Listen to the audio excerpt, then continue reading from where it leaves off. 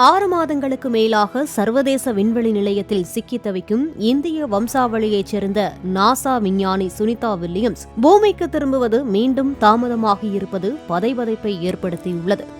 Boeing நிறுவனத்தின் புதிய விண்கலமான ஸ்டார்லைனரை சோதிப்பதற்காக விண்வெளிக்கு சென்ற சுனிதா வில்லியம்ஸ், புச் வில்மோர் ஆகிய 2 விஞ்ஞானிகள் கடந்த ஜூன் மாதமே பூமிக்கு திரும்பும் பயணத்தை ஆரம்பித்திருக்க வேண்டும். ஆனால் விண்கலனை உந்தித் தள்ளும் த்ரஸ்டர் எந்திரத்தில் ஏற்பட்ட பிரச்சனையாலும் ஹீலியம் வாயு கசிவாலும் பூமிக்கு திரும்ப வேண்டிய விண்கலனில் தொழில்நுட்ப கோளாறுகள் ஏற்பட்டதால் தொடர்ந்து தாமதம் ஏற்பட்டு வருவதாக கூறப்படுகிறது.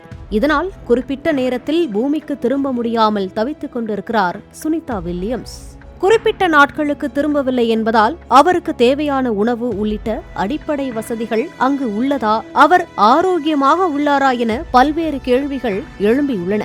இந்த நிலையில் சுனிதா வில்லியம்ஸ் சர்வதேச விண்வெளி நிலையத்திற்கு செல்வது இது முதல் முறையல்ல, 3வது முறையாக சென்றுள்ளார். பல கட்டங்களில் 517 நாட்கள் இருந்துள்ளார். அதனால் அவர் அச்சமின்றி பாதுகாப்போடுதான் இருப்பார். த்ரெட்மில் உள்ளிட்ட ஸ்பெஷல் எக்யூப்மெண்ட்களும் அங்கு உள்ளதால் விண்வெளியில் என்னென்ன உடற்பயிற்சிகள் செய்ய முடியுமோ அதையெல்லாம் செய்து கொண்டிருக்கிறார். அதனால் அவரது வருகை தாமதமாவது குறித்து கவலைப்பட வேண்டாம் என்று அவரது லேட்டஸ்ட் புகைப்படத்தையும் வெளியிட்டுள்ளது நாசா. அடுத்த ஆண்டு, அதாவது 2025 பிப்ரவரி, மார்ச் அல்லது ஏப்ரல் மாதம் பூமிக்கு திரும்புவார் என்றும் நாசா அறிவித்துள்ளது.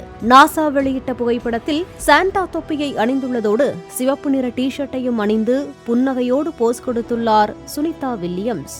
அதே நேரத்தில் மனித உடல் என்பது பூமியில் வாழ்வதற்காக படைக்கப்பட்டது. விண்வெளியில் நீண்ட நாட்கள் இருக்கும்போது உடல் ரீதியான, மனரீதியான மாற்றங்கள் நிச்சயமாக ஏற்படும். குறிப்பாக எலும்பு பிரச்சனைகள், தசை, மூட்டு பிரச்சனைகள் ஏற்படும். உடல் உறுப்புகள் சில மாற்றங்களை சந்திக்கும். அதனால் அவர் விரைவில் பூமிக்கு திரும்ப வேண்டும் என்கிறார்கள் சுனிதா வில்லியம்ஸ் மீது அக்கறை கொண்ட விஞ்ஞானிகள்.